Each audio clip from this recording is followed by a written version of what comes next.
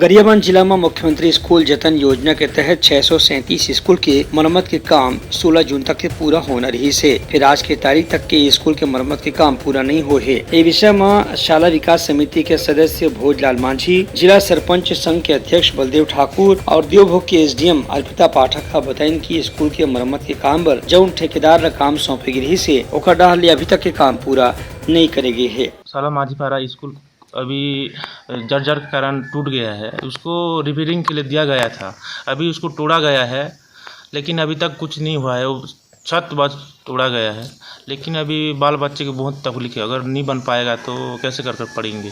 विभिन्न ठेकेदारों को प्रशासन के द्वारा ठेका दिया गया है और एक ठेकेदार को एक नहीं दो नहीं पूरा 30 से 40 का कार्य दिया गया है, लेकिन काम अभी तक से अधूरा पड़ा है, पूरा नहीं हुआ है। कहीं पे प्लिंथ लेवल का काम हुआ है और कहीं अभी हल्का फुल्का कार्य छत ढलाई का कार्य चालू है। और आप सभी को मालूम है कि 26 जून को स्कूल खुलना है और यदि काम पूरा नहीं होगा बच्चों का भविष्य अंधकारमय हो जाएगा और पालक लोग भी नाराज होंगे।